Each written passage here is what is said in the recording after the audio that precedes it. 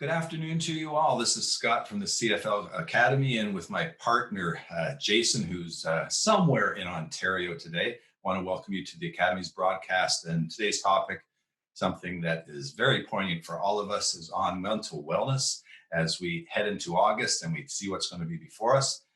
Feeling very fortunate today to have two guest panelists with us today. First one is Lidia Pawlikowski, who is a health consultant with Hub International. She has over 20 years of experience in the wellness industry related to designing, implementing, and evaluating strategic health-related programs in the workplace. Lidia has successfully worked with many national organizations of all sizes and all industry sectors to empower them to make workplace health decisions that are rooted in best practice strategies and are focused on the total health of the employees. These strategies assess and recommend targeted actions to improve organizational and employee health and well-being, safety and performance, mitigate risk, and enhance operational efficiency, which all makes for a better organization. Lidia, like me, also has a passion for educating others and has the pleasure of teaching at Centennial College in the post-diploma workplace wellness and health promotion program. Lidia, on behalf of the Academy, welcome. Thank you. I appreciate it. Thank you so much. Excited to be here today. And in his wonderful fedora today, sitting back in his chair, we've got Ryan King, and many of you know, Ryan's in his ninth CFL season. He's played over 100 CFL games for his hometown Edmonton Eskimos, including a Grey Cup win in 2015. During this time, Ryan has been one of the club's most active community ambassadors. Ryan has shared his journey of becoming a professional athlete and promoted many community programs and engagements to thousands of kids in his community. Very cool, Ryan.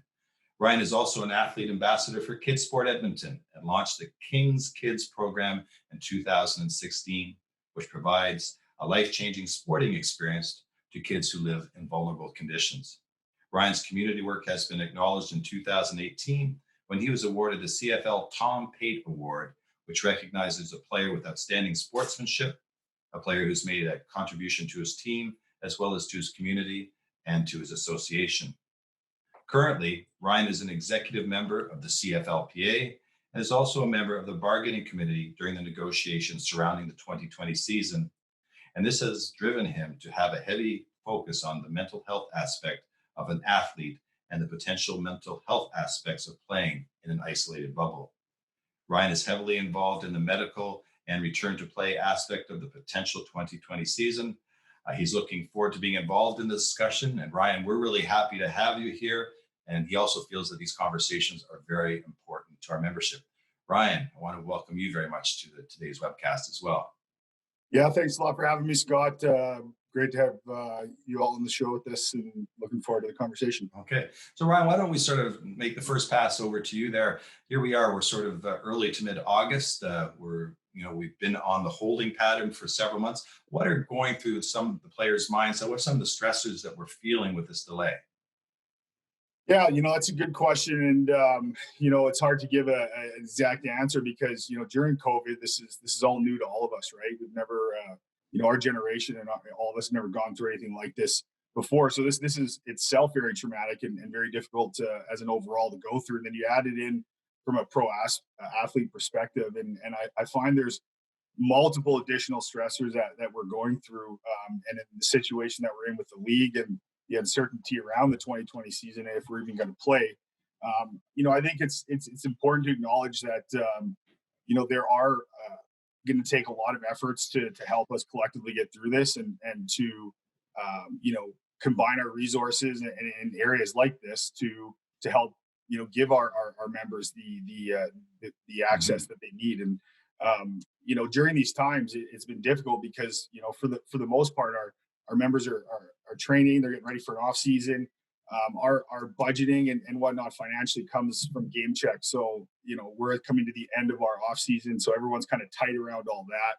That causes just natural stress already. And then we go into training camp and it's a high level time and it's difficult just that itself to go through. So to add COVID and add all the uncertainty and to add everything we're going through, creates an extreme high level of stress and anxiety and all sorts of aspects. And guys have to take care of their families. We have young families, newborns, Those are very important things that we have to take care of. And, just the financial uncertainty, the future uncertainty, and just COVID in general has had a huge impact on our members. And I'm really excited to kind of break it down more in detail as we go through this. Fair enough. And Lydia, I heard from Ryan 4 or 5 different stressors immediately there. Is there anything that sort of struck your mind? Yeah, I mean, I think it's the whole piece that COVID has come into place, right? And it's kind of on top of everything else that they're dealing with, and I guess mostly around the players, not the uncertainty there, and how that can impact in other ways. So it's, we talk about mental wellness, but mental wellness is not just around mental health. It's financial health. It is social health. It's relationship health. It really all comes together. So I think that's what today is going to be about, is kind of bringing all that together, that although mental health does impact everything that you do. Mhm. So if I'm a player, and just to be clear, I'm not, but Mhm. if I'm a player and I've been gearing up, through the springtime to get ready to launch for what it is my professional identity, to get ready to, attain the goals of a strong season. I now find myself, as Ryan, as you said, paychecks aren't coming in. I'm home with the family in an isolated way. I'm not sure what maybe this was my last season or second to last season. Do I continue playing? Which one of those, Ryan, sort of bubbles to the top? If we were to start with one stressor, which one do you think would be most impactful for the players right now? Well, I think through my time, through my research and going through a lot of this, it's definitely the aspect of stress. Like we're very stress driven athletes and individuals naturally. We perform under high levels of stress. We actually crave high levels of stress. But if you attach then some uncertainty and just the aspect that we're all going through now, it's a very dangerous level to play with, because now you're adding additional stressors in. And I even found myself going through the beginning part of this. There were full on days that I was so stressed out of just, financially, my mortgage, football, locker room shutting down. Apparently we can't go to grocery stores. We're stocking up. We're not like, and we were, following the same messaging that, governments were trying to relay. But again, from an athlete's perspective, that has such an impact financially. If we don't play games, we don't get paid. So you're coming to the end of your budget, and COVID hits at the worst possible time. And we're 4.5 months into it. So with difficulties getting on government funding, we have an international membership across the whole globe. So that was very hard to sort out and get through. So I think the stress is definitely, no question, the number one thing. And if I went to a two, I kind of call them the big three: stress, anxiety, and depression. Those are the main key aspects from my side. And they almost go in that order. Stress is, no question, has been heightened during this time.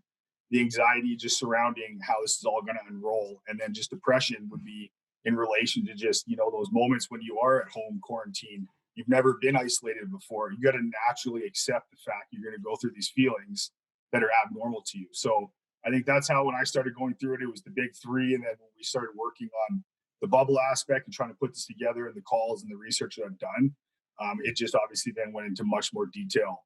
And they're all relatable to our membership and where we're all at right now. Fair enough. Lydia, where do we begin with this? Because we've got a whole bucket full here. Yeah, absolutely. Well, I think we should actually talk about mental health, because and define that a little bit more, because I think all of those big three, stress, anxiety, depression, actually fall underneath that. Mhm. So I actually want to take a little bit of step back and define what mental health is. So it's really interesting, because oftentimes people think of the word mental health as something bad, but it's not a bad thing. Mental health is not inherently good or bad. It simply refers to a person's mental state. So it includes emotional, psychological, and social well-being, and it affects how we think, feel, and act. And I'm going to repeat that again. Mental health affects how we think, feel, and act. And so it really impacts everything that we do.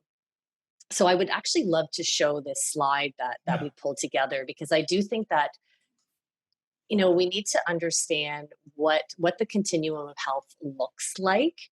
And there's a lot of information on here. So I kind of want to, oh, There. perfect. Thank you. Yeah, Yeah. sorry, it just took a moment to get there. Is that okay? No problem. So, yeah, so just actually give me a second here. I'm just gonna, okay, yeah, so thank you. That's perfect. So why I want to be able to go through this is because as it relates to mental health, sorry, I just have, we can be on this continuum at any given time, at any time of the day, because it's really about the whole piece around thinking, feeling, and acting. And depending on how well we can cope, how resilient we are, how much exposure to risk we have, and it really sounds like, the athletes right now, you're being exposed to a lot of risk. And then what our protective factors are, is where we're going to be in terms of this health continuum. So if we start on the left-hand side, so good mental health, and if you just click again, so we have that gray box there. This is the area where we can successfully cope with the stressors and challenges of everyday life. So we know that there are good stressors and bad stressors, but we can work through them. Then we've got temporary mental health challenges. So if you go to the next box, two boxes, this is when you're starting to deal with major stressors that may leave you feeling disrupted with longer periods, over a longer period of time. So it's not just that everyday piece. It's really making you feel a little bit differently, act a little bit differently, think a little bit differently. But eventually or ideally, the stressor is temporary and you're able to return to coping well and being mentally healthy. So it's kind of like there's a bump in a road, but you can get back on track. And then on the far right hand side is active mental disorders. So unfortunately, we may experience, or you may be experiencing major stressors that you just can't bounce back from. And or you are being exposed to repeated stressors over and over and over again, and you just can't return to feeling mentally healthy anymore. And you also have exhausted kind of all the different avenues that you think you've been able to get to. That's when you're at a greater risk for developing mental disorder. And I kind of want to really stress to everybody that we all experience a mental health problem to one degree or another. If I come back to the definition of mental health impacts or affects how we think, feel, and act. So of course it's going to be a part of our everyday life. And what does that mean, or what does that look like? It could be periods of worry, grief. It could be you might be having trouble sleeping or eating, feeling fatigued, anxious. The three things that Ryan said: stress, anxiety, depression. And I also want to preface the word depression or being in a depressed mood. You can be feeling low for long periods of time or feeling foggy or anxious, but that doesn't necessarily mean that you have depression, but you can absolutely have feelings of depression. What we want to be able to do is, give, hopefully, have people get the help that they need so that they can bounce back and stay to the left of the continuum. And generally, people can get back to that. But I think the biggest premise here, and why we want to share this continuum piece is about asking for help. If you don't seek for help, especially when you need it, think of every day when you're just having conversations or just dealing with daily day stressors. It's always great to talk to a friend or bounce an idea off and talk it through together. But if you get to a point where you really need it and you're not asking for help, that's when you're at a significant risk. Um, and it will lead to a chronic mental health issue, and it will impact your overall total health, your cognitive health, your physical health, and that's when you could potentially develop a mental illness. Okay. How's this sitting with you, Ryan? Is this making some sense to you? Yeah, absolutely. And I love, from an athlete perspective, seeing graphs like this, seeing it broken down from one to next, you do realize. I think even that a key note I've put of the feeling of aspect, because when I first started looking into this, I was totally agree with you on, I'm not depressed, I'm not, have anxiety, but I'm feeling these symptoms of, right? Right. So coming to that conclusion helped a lot of not self-diagnosing yourself, but then realizing, okay, this is something of this. So then now we can work on that, right? And you add in the traumatic aspect of COVID Hmm. and even the uncertainty of the CFL. That's when you magnify those symptoms into now uncomfortable levels that you're unknown of. And you could even take that another level, saying there's been two traumatic kind of events happening here, that then you go to the extreme levels where you do need help and you need extra resources. And that's totally normal. And for me, once I kind of realized that, it was much easier to put a plan together and then basically, get over a lot of those feeling of symptoms immediately. Fair enough. Can I ask a question, Lydia? I know you're probably got a million things going on in your head there. So this is in line with what Ryan was saying. Is I heard you say, we can feel prolonged periods of challenge, and you said sometimes we need to reach out to people to stay connected to work through that. From Ryan, from your perspective, you said you've had some range on this continuum. As a player, what do you do to help yourself feel connected during this challenging time? Sorry, you're on mute there, right now, sir. My bad. Yeah, that's a good point of conversation, because I think, from an athlete's world, you go from being in your hometowns, communities, being massively involved in every community event, engagement, gala, to whatever, kids drive it is for football teams, everything. So you feel very connected. And then as well, when you go into a football season, you go into a high pressurized environment with 75 plus guys trying to you know kill or be killed kind of mentality to make the team, right, to get paid to provide your family. So we're it's normal to be in those stressful environments, but when you take us out of that, I do feel that a lot of guys do struggle with staying connected to the community, because all of a sudden you're not, out of nowhere. My community aspect is completely stopped. I was actually on the Eskimos last community event that halfway through it, they basically let us call if we stop right in that moment or do the last talk. We did the last talk, and that was the last community event we'd done. That was 4.5 months ago. So I've even felt that as something, and then even friends and family. It was important during this time for people to have their little safe bubbles and stay close to the people that you can and feel safe around. But to me that was difficult, but also it allowed me to get closer to my family, take care of myself, my home, get organized. Like, there's a lot of positives that come out of this, but it was abnormal. And I think that's kind of, what we're relating to going through all this. I may have taken us to self-care a little bit early there, Lydia, but I'm going to pass it That's to you okay. to help orchestrate us here. Yeah, absolutely. So I think that's a great segue, because so we kind of want to share a few tips, and one of them is self-care. We Self-care is all about doing something that you love and makes you happy. And we often forget to kind of, put something in our calendars that is just about us. We make sure that we're taking care of everybody else before taking care of ourselves. And I actually want to make a bit of a correlation there. And I think everybody on the phone will resonate with this, because you travel so much because of sports. But as you know, when you board an airplane, there's always this safety protocol. And they say, please put on your own oxygen mask before assisting others. So why can't we do and think about it the same way from a mental health perspective? Before you start to help your families, your teammates, your children, you have to take care of yourself first before you can help others. And that's not a selfish thing, right? And I think, we don't want it to appear that way either. It's really about, if you feel good about yourself and you're taking care of yourself and doing something that you really love to do, that's actually going to make you a better person, and it allows you to create even better focus. And self-care means different things for different people. So Ryan shared what's important to him, but it can be as simple as, you've always wanted to take a cooking class and you never could do that before, and you should do that. Or reading, or you love to take bubble baths, or whatever it may be. It's got to be something that you love and puts a smile on your face, and it doesn't have to be something every day either.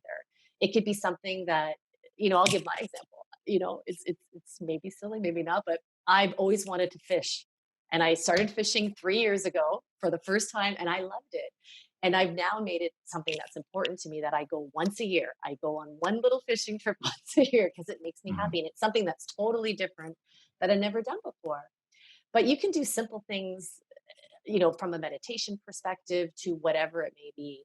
And and one of the things that I really want to highlight here from a self-care perspective is your EFAP, so Lifeworks. I really want to highlight the different opportunities that are available to you through Lifeworks. But before that, I think the first thing is, as it relates to self care, some people look at that and go, what does that even mean? I always say, write it down, brainstorm, write down some things, and say, what did I used to love to do that I can't do right now, or what would I like to start doing? But one of the things on the LifeWorks platform is they actually have a podcast that happens every Wednesday, and it's called Wellbeing Wednesdays. And they're very short, but they're really amazing. So if someone has any, doesn't really know where to start, it's actually a great place to start. And another thing I do want to also talk about is meditation and breathing exercises, because I also know from the sports perspective, mindfulness and meditation, there's a great correlation with there in terms of focus. And on the Lifeworks platform, on the home page, there's some featured videos, and they have things like five senses of meditation, deep breathing, visualization exercises, and progressive muscle relaxation activities. So again, they're super short, 2 minutes to 10 minutes long. So it's that can even be a starting point for people. It doesn't mean you have to do it, and you may not even like it, but at least it's something to start with. And that's good. And just, we are going to get to the site in a second. So the things that Lydia is talking about, we will get to with that. You mentioned something about, the meditation in the morning, and for either you, Ryan, or Lydia, big proponent of setting intentions for the day, that you choose what you allow to come into your brain before you reach for your phone. You wake up in the morning, the phone's there, it's got all the negative news of the day, the horror stories, and it sort of starts filling your mind with stuff that perhaps doesn't best serve you. I just didn't know, Ryan, if you're selective in terms of what you let in, and Lydia, whether we should be more selective about that beginning part of the day that sets the table for us. Yeah, I think, and I love this topic because you don't really get into detail often on this, and I think these are core and key parts of the baseline of your day, start and finish. And I would even add your night routine is maybe even more important. But the mornings to me, like I've been for over a couple of years, and since I've been working with a sports psychologist, the key words that you already said was mindfulness, meditation, living in the moment, setting positive mindset routines, and easily attainable daily goals, all these kind of things which are easily routinable and can be consistent. They can be life changing.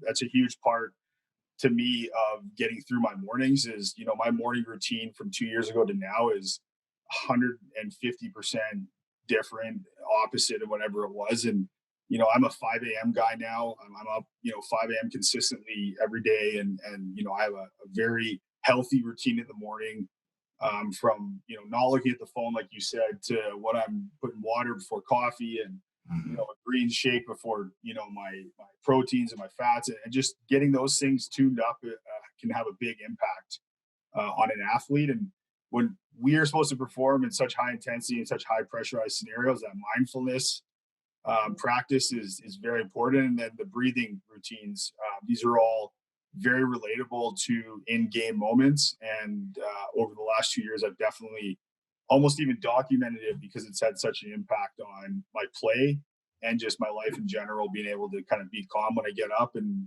be focused and ready, and then be in a good sleep environment to recover and recharge at night.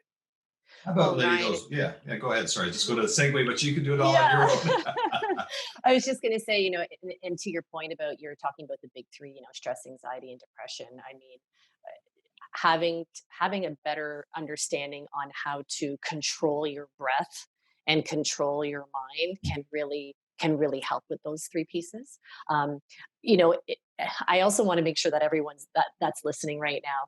It's not easy. This isn't something that just happens off the cuff. This takes time and practice. But I think that everyone who is on the call right now understands the diligence around that, and how important it is that the more repetition that you do it, and the more you do it, it becomes just a part of who you are. But it definitely takes a bit of time to kind of get used to that being quiet. Because you're such high performers, and you're driven in, and you're constantly, you kind of like that pressure. Sometimes quieting your body can be difficult, so it definitely takes some practice there. It does. And if you think of the mind, it is a muscle. So when you go to the Yeah. gym, at the beginning of training season, you're doing more reps and perhaps more weights at the end. And the same with meditation. If from what my experience is, and I do meditate every morning. I tried it for a minute, keeping my mind quiet. I couldn't unplug anything else, and I couldn't stay quiet. Now I'm good for 5-10 minutes, but it took a while Yeah. to get there. So Lydia, what you said really strikes home. One other topic, and then just see where we go to. Talk about the importance of structure of a day. I mean, Ryan, your daily structure has been just blown up. As a training, have a purpose now. You're not in the locker room, and Lydia too. The importance of having a daily structure, just so that we. I work with military personnel when they retire, and the hardest transition they have is getting outside of that structure that's been part of their lives for 20 or 30 years. They have always said they wanted the freedom, but it can be a very daunting and feeling to have in front of you if there isn't structure.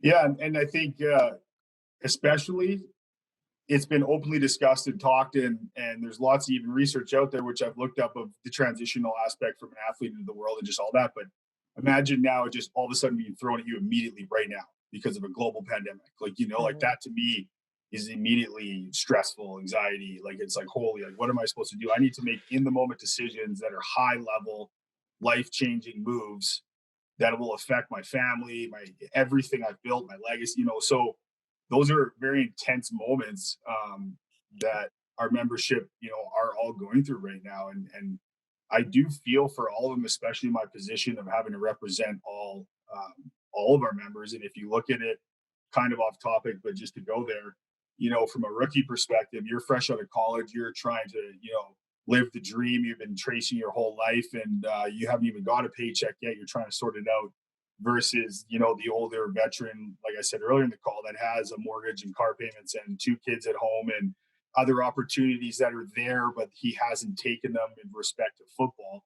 So there's a lot of things at play here that I think you know important to, for me was, I showing my whiteboard just full right now, like it's just my day every day, and I need that, and it gives me confidence and control, and it gives me confidence in my routine. Now to go back to the point of structure, our structure has been completely dismantled from an athlete side. I can't go to the facilities. I have no medical to work with me now. I don't have my ice tub, hot tubs. Like I have, it's completely opposite. So, you go through that initial moment of stress and trying to sort out what you do. You write it out, you figure it out. And, to me, it's, kind of what you said in the question is creating new routines that are achievable, attainable, and because they're going to be uncomfortable. Like they're not new and they're not normal. So you can't have this big 3-month plan. It's like I went down even to like a 1 day list where and I struggled to even get through that list because it was so abnormal to me. I'm training in my garage.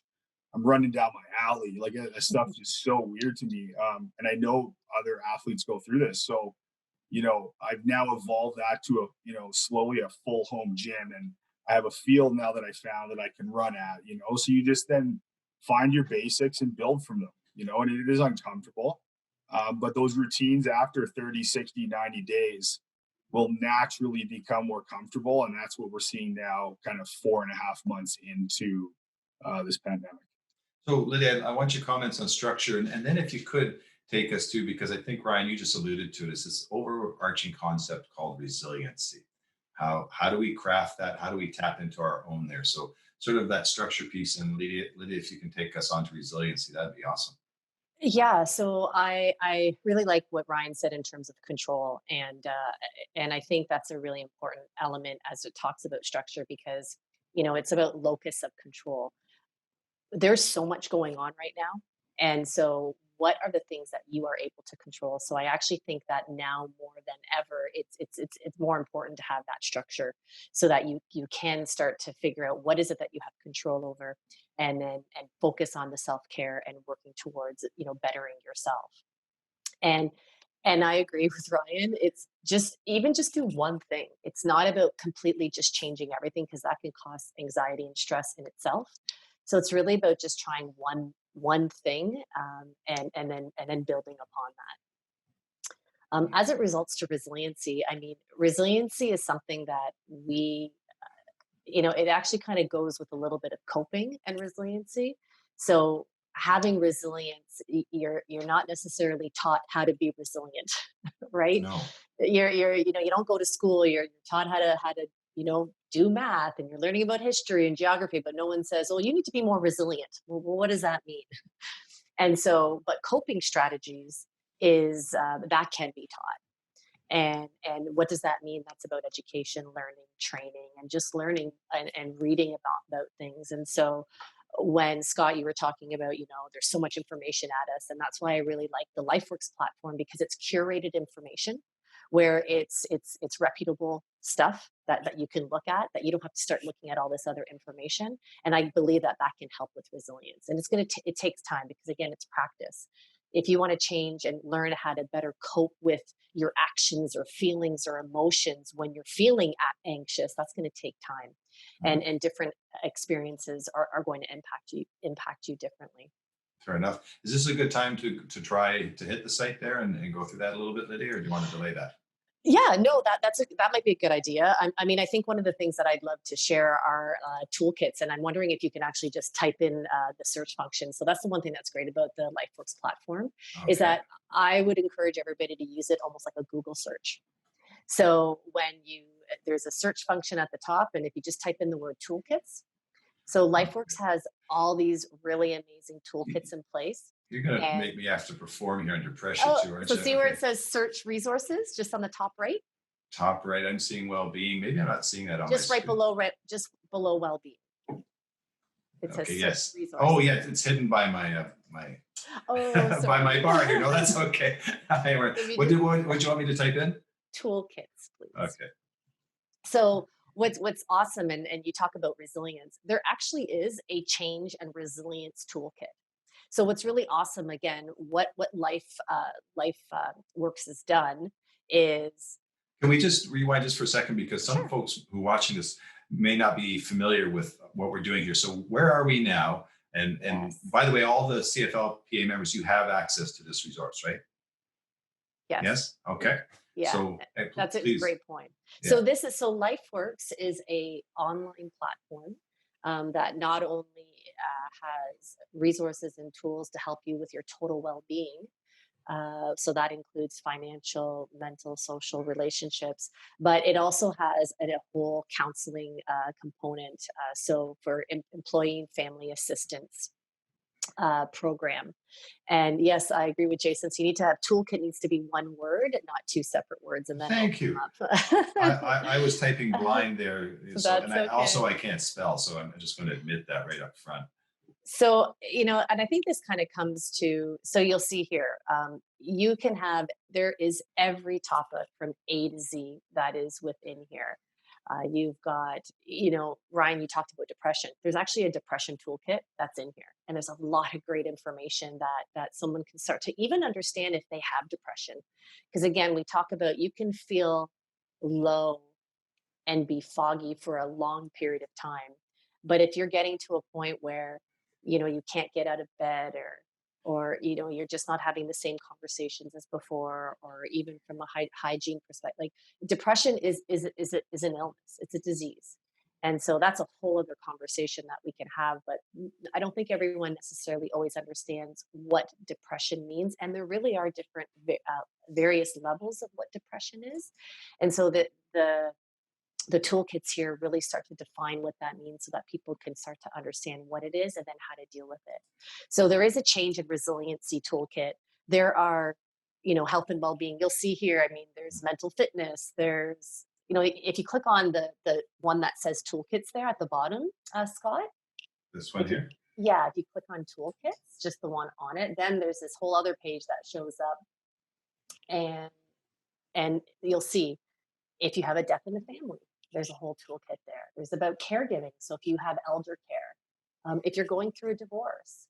So not only is this good for the athletes, but it really is great for partners and spouses as well. So there's a lot of great things under each of these topics. So family, health, life, money, and work. There are different toolkits that fall underneath there. Yeah. But it's really about, where can you find the information? And one of the things that we really want to direct everybody is to go here. This could be a really good first point of contact for anybody on the call to at least start to find information that could be useful. Yeah. And before this was launched, I know several of us at the PA went through and test drove this as well. And personally, I found it incredibly useful to go through and very easy to work with. So, whatever my endorsement is worth, I've seen this stuff, and I've been actually using it. We're being upfront and honest on this. I've been using this in July. It's helped me out in a couple of instances. So, as you say, a good first point of contact there. And if I can add a couple things on that too, like this has been a huge resource and a very big point of interest for us as the PA to get this set up properly and effectively, that our members will use it. And we're seeing our members actually using it, as we're saying. And in this toolkit, even on these 5 points here, I think the key in the development of this, like you don't see football in there. You don't see the CFL in there, right? This is a toolkit that is unbelievably resourceful and valuable to the well-being of an athlete in general, because these are almost the 5 aspects that, when you transition out of, or you're currently playing, these are almost the 5 pillars you need to always be focusing on anyways, if it's developing or growing or community work or getting your transition set up or being a better family or having kids, like, so it's this whole program is so good for our members to just learn about what's the real world is really about. And I'm now in the working force, and I see the amount of skills that I did not know I had, that are directly translatable to the workforce. So I'm excited for our members to have this resource, and as well also to potentially move more into the confidence and secure angle of the transition, and not where the normal kind of bad vibe transition theory is right now. So this is great to see all this. And I'd like to add to this. So, I mean, there's a lot of great information on here as we're showing you right now. But one of the things that we also want to, reiterate and really hone in on is about getting help and seeking help. And so there's this whole counseling piece to Lifeworks, which is your EFAP. And I want to change the language a little bit, because unfortunately, people, when they think of the word therapist, they sometimes feel like it means something is wrong with you. And that's not the case. And I actually read something that I thought was super, super positive, and I actually want to read it out loud, and I want to make sure I say it correctly. So I'm going to read it here. But there's this whole concept about seeing a therapist doesn't mean there's something wrong with you. It instead means you may be seeking clarity in some areas of your life, or you may be focused on personal growth, or you want to learn new techniques to cope with difficult situations, or challenge your negative thinking patterns, or wanting to work through complex emotions. And when we think about mental health and the definition of saying mental health affects how we think, feel, and act, well, emotions directly impacts that, everything that we do. So I really loved that, because it was about, let's seek to better ourselves. And it's okay to have, talk to a therapist, or, Ryan, you talked about it. I would even think about it as even as a coach, think of it as an extension of your team, and it's seeking help for yourself in other areas than in sport. And that can be with your partner, without your partner, it can be by yourself, it doesn't matter. But I just really love the way that it's been changed, because there's always been this negative connotation around, if you get therapy, something must be wrong, or something that is wrong with me. So I would suggest to him, Ryan, I'm going to give this to you right away, but coaching is a much better term for that, because on the field, there are all kinds of performance enhancement coaching going for sure. In the business world, we have coaching to better our businesses. I have a performance coach for myself, and yes, I have problems, but the whole operation there is to make myself stronger and better for it. So it's a very positive slant to that. Ryan, did you have anything you want to add to that? Yeah, I think, you guys made great points, and I love where the conversation's going. And the aspect of the coach's angle, Scott, that you said, and I had it written down, like I'm searching right now to find a business coach. I've used a sports psychologist. I don't, it's the word psychologist on the end of it, because that's what we've always just used, but it's just my mental coach is what I would actually call that, not even a psychologist, because we're working on my mental mind frame, mental mindset, performing at extreme high levels. The 5 a.m. club to me was a huge part of breaking my own, self and being uncomfortable. And the fear of failure kind of vibe comes into effect almost. That's how athletes are driven. So the stigma around mental health is, to me, the proper category title to use, or a cover letter title. But I think what we're seeing now is that is getting dug so deep into because of the stats, and research being done.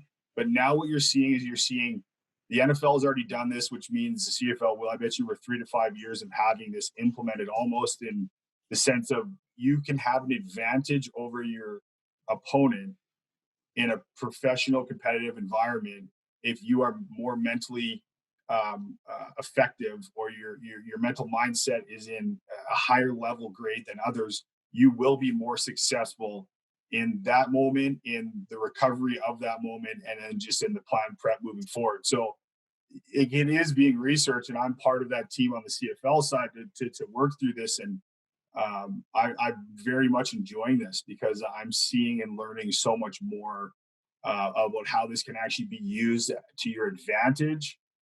Back to the point of going to a psychologist because you have a problem, or going in a pre-prep or planning stage. And I think from my sessions with my therapists and coaches, they're not generally of the stigma of an issue. It's you go in with a point and you get that solved and you move on to the next one when it comes up, right? So I think you can use it way more effectively, and that's what we're starting to see in pro sports.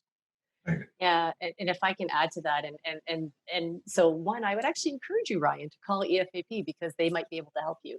That's one of the beauty things about the EFAP program and Lifeworks is that I often like to coin it as a concierge. It's like if you have any question about anything, call them up. They have great intake coordinators that will listen to what your needs are, and they will triage you to the right resources.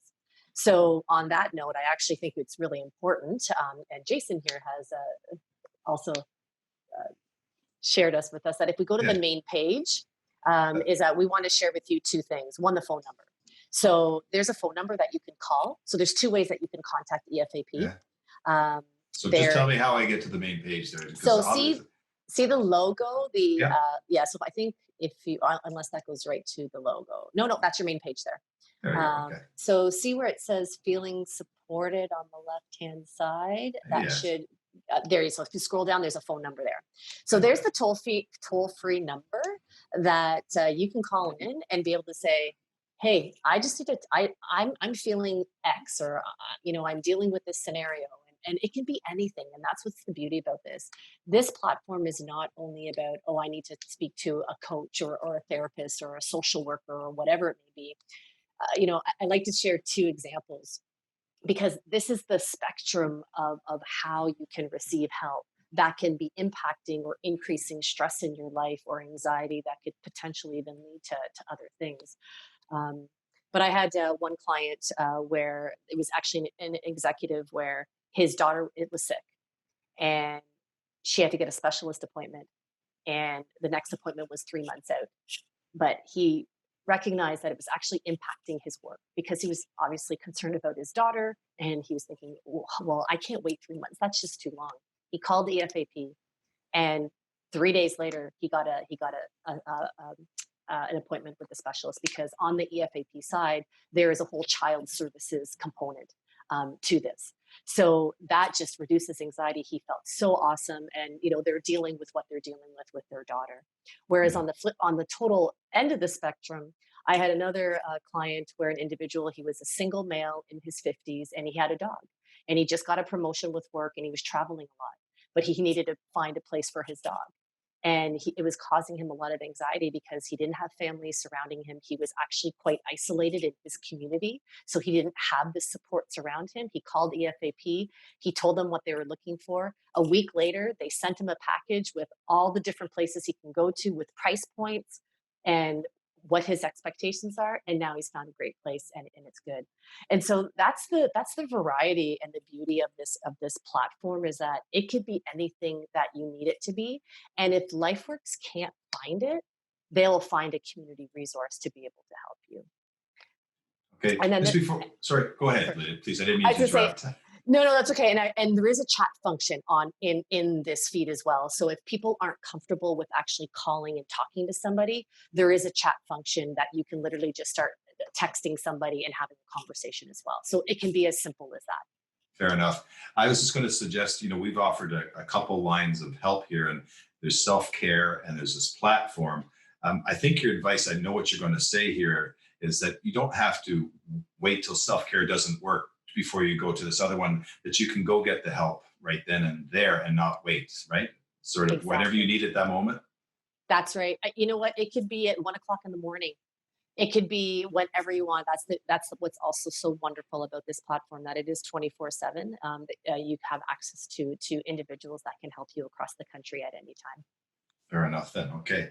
Ryan, any thoughts on what you're seeing here, what Lydia is talking about? No, I just love it. I just love that we can, put this together and give a more informative kind of breakdown of it. I think a lot of times, especially as athletes, you're not as comfortable even to the level of, receiving emails and reading them in detail because of the importance. And we get so many emails from coaches and the PA and the league and all these things that a lot of times, these kind of directions and stuff can be lost. And so I think it's very important that we are able to have these conversations comfortably and openly and go through the steps. And, like this is such a valuable tool, even in life and in corporate and in any aspect. Like this is so valuable to have, even to start putting something together, even if you're a rookie, a mid, or a veteran. And I always do vouch fully the life-changing ability of understanding your mind, your mental mindset, from a productivity to, like just the breathing, all of these things that we talked about in this call. There's a lot, but it's one thing at a time, right? If you went back and wrote these all out, as long as it took, it wouldn't matter to do all these. And that's the important thing, is just one thing at a time. One thing at a time. And Lydia, I'm going to put a non-expert's vision of something before, and you can tell me just to break it down or destroy it, whatever. But, I understand that in the brain, there's two levels. There's a conscious level and there's a subconscious level. And that the conscious level is what we think of, that I'm going to have a good day, I'm going to have a bad day. And I think of these individual thoughts.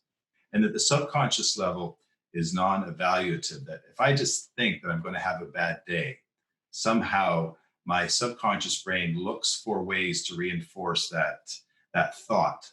As opposed to if I think I want to have a good day, not feeling like I want to have a good day, but I actually say to myself, I'm going to try to have a good day. It actually can change how you perceive your environment around you. And if I'm talking stuff that has no scientific backing at all, you're just going to let me know. But it's something I've been told, and I don't know if it's true or not. Just want your thoughts. No, it's absolutely true. And we certainly won't go into the science of that, because can be a whole other conversation. Okay. Absolutely. No, it's absolutely true. I mean, if you start to go down the rabbit hole and being negative, or kind of going up this ladder of inference of saying, well, this person, it does absolutely impact the way that you feel. So it's interesting you say that, because people laugh at me, but I get up in the morning and I'm like, today's going to be a great day. I'm like, today's going to be a great day. And I just like to say that out loud, and it may sound silly, but and I try to put some things in place so that it can be that way. But if you do wake up and you are having feelings of negativity, you also don't want to kind of put that down on yourself. It's about recognizing that you might be feeling that, and then how you can be able to then seek help, because we're allowed to feel unhappy at times. That's life. I mean, that's what we're dealing with right now. But the key is to get back on track, get to the left side of that continuum, so that you can feel mentally well again, because you're allowed to have bad days. Yeah. And yeah. Sorry, Ryan, and on that note here too, I know it's really important that, you often become who you hang with. And if you hang around folks who are progressive and trying to thrive through challenges, you tend to thrive as well. Likewise, if you hang around folks who are always talking about the 5 worst things that ever happened, you can fall into that mindset. Does that register on how you and who you choose to interact with and how you interact with them? Yeah, there's no question. I think that's an interesting conversation point of, as an athlete, for example, I'll go into a school talk and I have to be all sorts of different Ryans. I can then go be at a community event doing some sort of speech, and I have to then be business Ryan. Like, so athletes do have the very creative ability to be almost multi-dimensional in a healthy way, but it's important always to go back to your core. And that's where you see, I think, when you look at like, oh, he became famous and he's this different person now. He just doesn't have the ability to understand his core, right? You can engulf into these, the excitement around you, or you can be who you truly are. And I've always kind of, lived off of that aspect. And I love the conversations from, the subconscious level. I've been doing a lot of research from like a sleep perspective and how much you can achieve from a subconscious level. And it's very interesting, from an athlete's point of view. all the research on supplements and all these diets and all these fads, like from our pro athlete perspective, we're way, way far ahead of that. These were things that I was doing years ago that now they're in the current moment, right? To the general public, right? That's why we're pro athletes. We're always ahead of the game kind of sense, or we're always trying to research. I have it written down, athlete research. And it has moved almost to that holistic approach because all the research has almost been done on everything to take and take it here, this, that. But it's how do you always find that edge? You know, you're always trying to find that edge and you're always trying to strive for something that no one else is doing. And I'm glad that it's gotten to the point now because again, it was 3-4 years ago I started, you know, into the holistic side and into the mental mindset side. And you know, now with all the books I read and audio books and research, it's crazy to see how they all talk about the same kind of key points. You know, so obviously other people are seeing this as well too. And I think that's what's I love about just this whole conversation in general is that it's gotten to a point where these topics have become comfortable and resourceful to talk about now. Fair enough. Okay. As we get close to the top of the hour, I just want to offer an opportunity for each of you to just to sort of, you know, final thoughts for folks who might be listening and who've endured the 50 minutes of us talking, all the great information that's come across. What do we want them to take away? Lydia, why don't we start with you? Yeah, I think I just want to reiterate, three main things is, and we kind of talked about it throughout, but I want to hone in on the three pieces is, you know, seek to better yourself. So ask for help when you need it. And it's okay to ask for help. And, you know, don't think of it as a negative or feel like you're not good enough or you can't do it on your own. It's okay to do that. And bettering yourself is a positive thing from a holistic perspective. Self-care would be the second thing.